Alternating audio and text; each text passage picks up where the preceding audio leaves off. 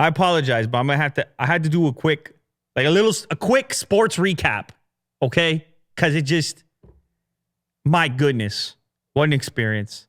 I got to give a shout out, Kawhi Leonard, Toronto Raptors.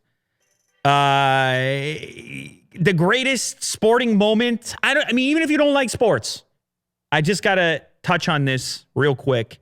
For those of you that don't know or don't follow, Game 7, basketball game last night, Toronto Raptors, Philadelphia 76ers. Game 7, elimination game. Loser goes home.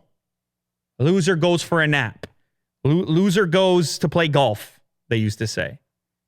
And this guy, Kawhi Leonard, he puts up 40-plus points, and with less than a second on the clock, hits the most magical shot, arguably potentially greatest shot, the only time, actually, in NBA history that a Game 7 winner was sunk at the buzzer.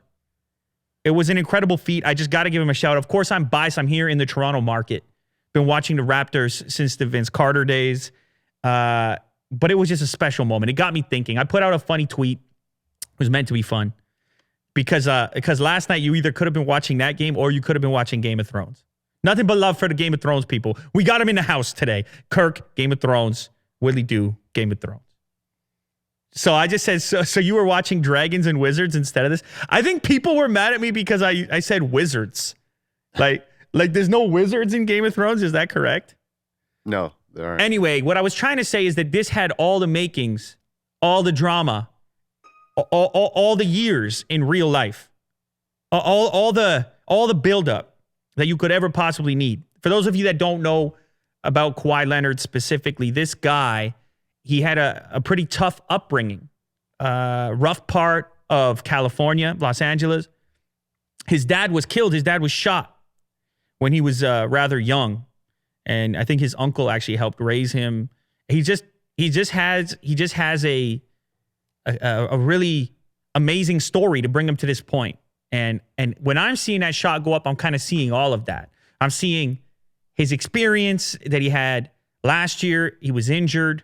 He didn't play that much. And to sort of emerge, to time it, to have it bounce the way that it did, to send the other squad home, to pull out the emotion. This is a guy who typically doesn't emote that much. You've seen his interviews, if you have. He has trouble like conjuring up even your basic. He doesn't seem to like interviews, which is fine. Maybe he put all that bandwidth into basketball. It's quite possible. But this is just a special, special moment. It's one of those moments that is real. You know it's real, but somehow it still feels scripted. It seems impossible that it could occur in real time. And that's the way it felt when I was watching it. So I just had to give that shout out. I'm not going to go too deep. This ain't a sports show.